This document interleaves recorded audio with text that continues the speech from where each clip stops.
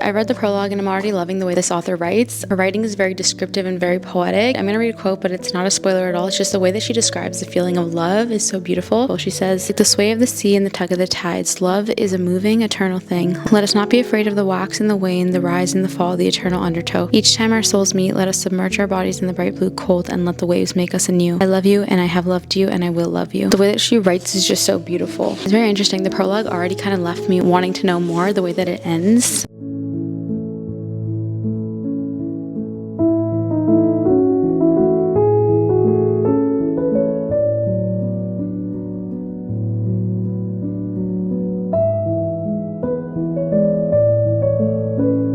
I'm about 60 pages in, and so far it's very interesting. It's an interesting concept. It's an interesting storyline. We have Evelyn and Arden, and these are two people who are continuously reincarnated, and in every lifetime they end up seeing each other before they turn 18, and then Arden ends up killing Evelyn and he dies as well. So they live these different lifetimes. They always are tethered back to one another no matter where they are in the world. Arden always ends up finding Evelyn. Sometimes they fall in love, they become close, and then right before Evelyn turns 18, Arden kills her. They had made a deal a while ago, but Evelyn doesn't remember and Arden does, and so that's why they have to go through dying before they turn 18. Again, each chapter is really different too. The chapters kind of jump from different timelines and different parts of their past lives. One chapter will start in 2022 in Wales, and the next one will go to 1986 in Russia. It's interesting because every single chapter where it switches, we get the characters in that specific lifetime and who they are in that time. So there are all these different people in different lives, and Evelyn can never really remember much about her past life. Like, she remembers bits and pieces, but she doesn't really remember everything about the past lives that she's had. I'm very intrigued to see what we're gonna find out and what was this deal that they made. So that's kind of where we're at. We're trying to figure out what the deal is, why Arden keeps killing her before she turns 18. It's definitely keeping me on my toes. I'm just excited to see where we go from here. So I'm just gonna keep reading today. We'll see how far we get. I'll give some more thoughts when I have them. Let's get back to reading.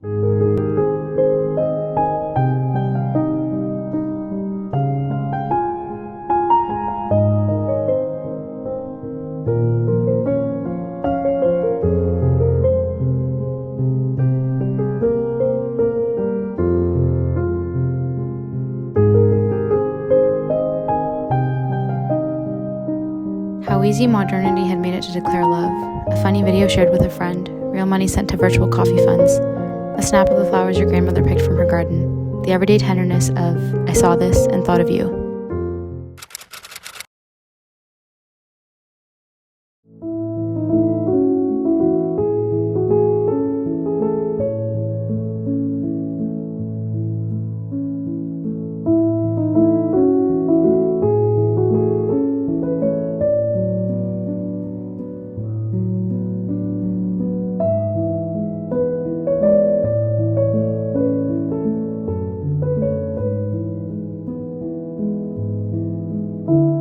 We're on the last 10 pages, so I'm just going to finish it now and then we'll talk about it.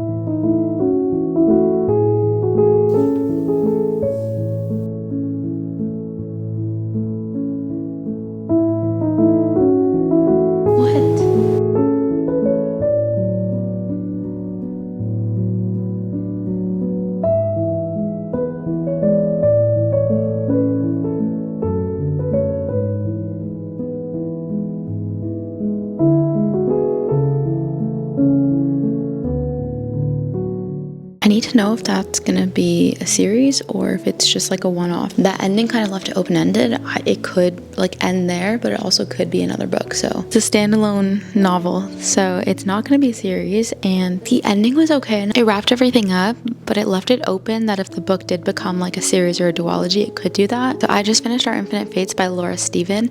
I'll rate it at the end of the video just because I don't know exactly what I'm gonna rate it right now. We have our main characters, Evelyn and Arden. There's some sort of deal that they had made that prevents them them from living past 18. They live multiple different lifetimes, and anytime right before they turn 18, Arden finds Evelyn in whatever lifetime she's in and kills her. And they've lived numerous lifetimes over hundreds of years, and Evelyn decides that in the current life that she's in, she's going to do whatever she can to live past 18. We get different timelines in this. The timeline that we're following is in 2022, and that's kind of the main timeline. That's the one where she's deciding, you know what, I'm going to do whatever I can to make sure that I survive and live past 18. So she's kind of just making sure that Arden doesn't find her. It flashes back to their past lives, and we get little snippets and glimpses of the past. Evelyn keeps forgetting about their past lives. She remembers little bits, glimpses, and things like that, but she doesn't remember everything. They have to kill each other in every single lifetime that they're in, but they love each other. They want to be together. It's just a very unique story. Once we did get that answer in the book, it kind of just fell flat for me. It started picking up again towards the end. And I think what really made me love this book is the way that the author writes. Her writing is so descriptive and so poetic. I have never highlighted a book this much. Almost every page has annotations on it. The way that she describes feelings and thoughts, it's so beautiful. There's so many good quotes. If you're someone who really likes poetic and lyrical writing, I would definitely recommend this to you. I think I'm gonna fall in between a 4 and a 4.25 for this book because of the writing was so beautiful. The storyline was so unique, and I haven't read anything like this before. The way that she wrote and described things was so well done. Overall, I really enjoyed the book. I thought it was good. It was a really fast read. I think it's less than 400 pages. So if you're looking for a YA fantasy romance where it's got a different concept, a different storyline, and very descriptive, beautiful lyrical writing, I would highly recommend this to you. If you made it this far into the video, thank you so much for watching, and I hope to see you in the next one.